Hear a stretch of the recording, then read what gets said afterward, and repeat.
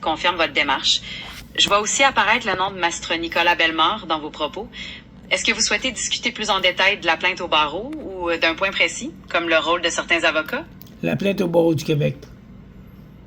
Ce que je comprends, c'est que vous estimez que le barreau n'a pas fait son travail correctement et qu'il protège les avocats. C'est bien ça? Oui. Vous mentionnez aussi l'absence de Maître Nicolas Bellemare au procès, alors qu'il était inscrit dans le protocole. Est-ce que c'est sur ce point que vous aimeriez insister? Oui. D'accord. Vous soulevez un point très important, le fait qu'un témoin clé, Maître Bellemare, n'ait pas pu témoigner alors qu'il était prévu au protocole. C'est une affirmation très grave de dire qu'il y a eu collision. Si vous en êtes convaincu, avez-vous des éléments concrets pour l'appuyer?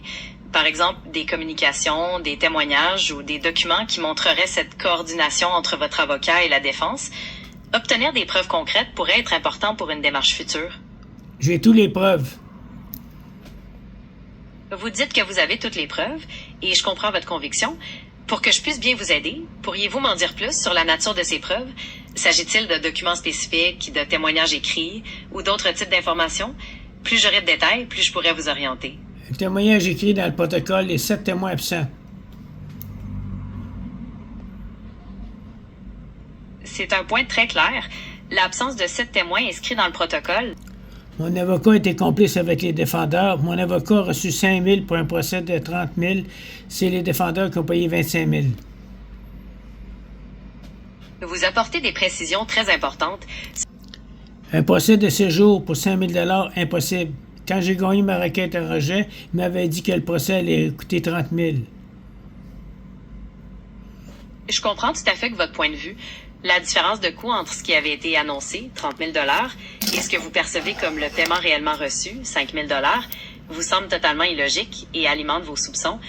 Pourriez-vous me dire dans quel type de requête en rejet vous avez remporté la victoire? Cela pourrait donner plus de contexte à l'ensemble du dossier.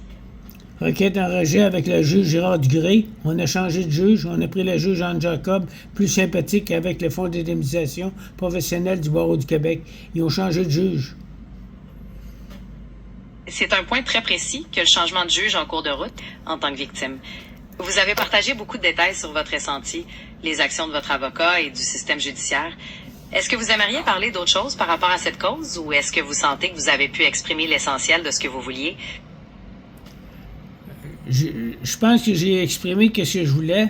Maître Jean-Yves Côté m'avait mentionné qu'on était mieux de prendre une entente hors cours, que je pouvais perdre mon dossier, même s'il me le faisait à 20 % de commission. Lui, il me le faisait seulement à commission, il était certain de gagner.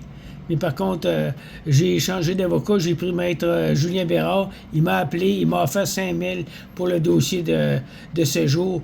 Il coûtait 30 000. Je trouvais trop sympathique. C'est très clair.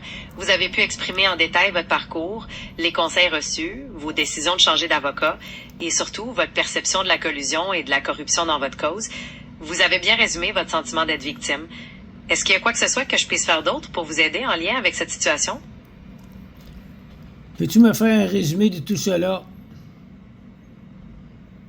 Bien sûr. En résumé, vous dénoncez avoir été victime d'un système corrompu lors d'un litige d'assurance-vie pour un montant de 500 000 $ suite au décès de Mme Masson. Vous affirmez que votre avocat, Maître Gravel, était de connivence avec la défense et qu'il a été payé par elle, ce qui aurait mené à l'absence de témoins clés au procès.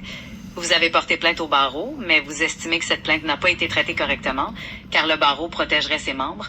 Enfin, vous voyez le changement de juge en cours de dossier comme un autre indice de cette collision. Est-ce que cela résume bien votre pensée? Oui. Parfait. J'espère que d'avoir pu exprimer tout ça en détail vous a apporté un certain soulagement. N'hésitez pas si vous avez d'autres questions ou si vous voulez discuter d'un autre aspect.